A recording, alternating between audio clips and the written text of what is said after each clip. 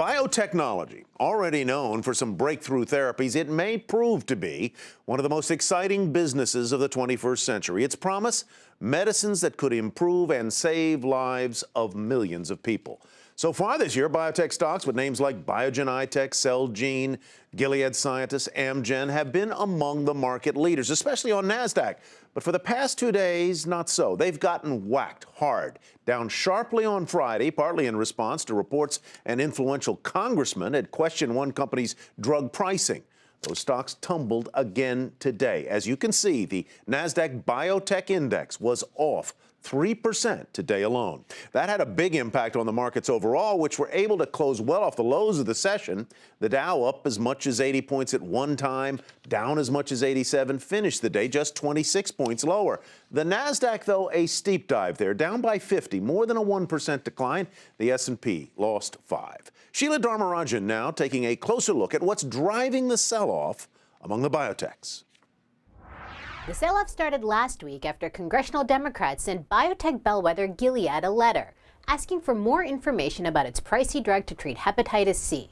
The drug, Sovaldi, cost approximately $84,000 for a 12-week treatment, making it one of the most expensive drugs in the country today.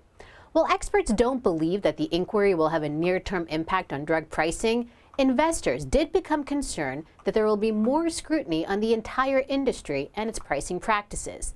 Over the past 2 sessions, the ARCA Biotech Index, a commonly followed measure of biotech stocks, has fallen as much as 7%, making it the worst 2-day losing streak since August 2011. It's a notable drop for an index which has been one of the best performing asset classes in the U.S. stock market. In 2013, biotech stocks as a group rose more than 60%, and continue to post double-digit gains this year. Now, despite the recent sell-off, several Wall Street analysts do remain positive on biotech stocks. RBC notes that the fundamentals, especially for the larger companies, remain solid, and JP Morgan says that growth prospects still remain above the overall market. For Nightly Business Report, I'm Sheila Dharmarajan. Joining us now to talk more about biotechs, Jeff Porges. He's senior biotech analyst at Sanford C. Bernstein.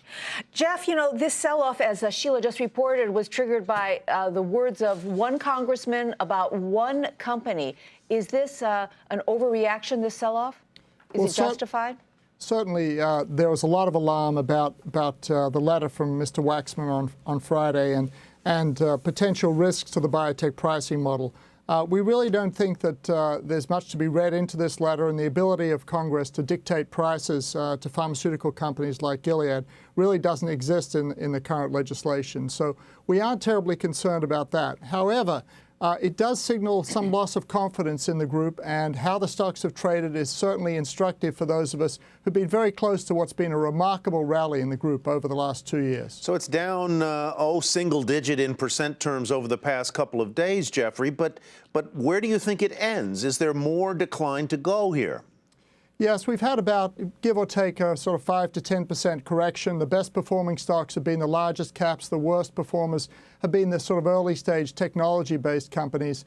The corrections probably in this industry can be as much as 20 to 30%. So when we really see this selling pressure, you could see another 10 to 20% before we're done. And what you saw today is probably how it plays out. The largest caps are the most defensive. The smallest and emerging companies will be hit hardest.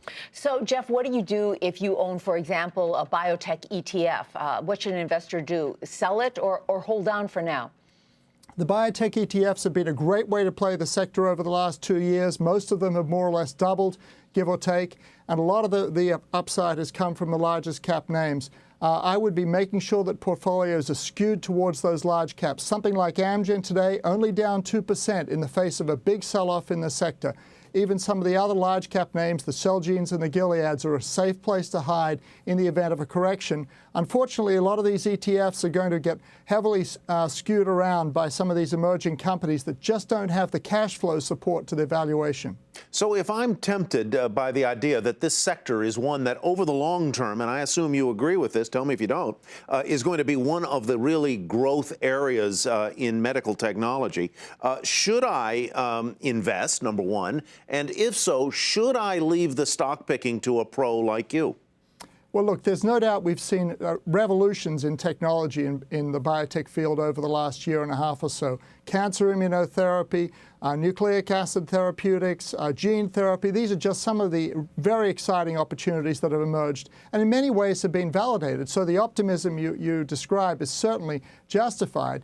What people don't fully understand is the riskiness of these technologies and the development projects. Many of them are just science experiments. So if you're committed to investing in that innovation, I'd wait for the dust to settle here and then get back into the ETF or have a basket of these emerging technology companies. And certainly companies like Celgene have access to that innovation through their partnerships. We think that's a good way to participate rather than trying to pick stocks yourself. Real quickly, you have less than half a minute. Would you put new money into a company like Celgene or Amgen, some of these that you were just mentioning? Certainly, those large caps, I think, are attractively valued here, and we're definitely recommending Celgene and Gilead. I'll just be more cautious about the smaller cap names. All right, Jeff, thank you so much. Jeff Porges, a senior biotech analyst at Sanford C. Bernstein. Thank you very much.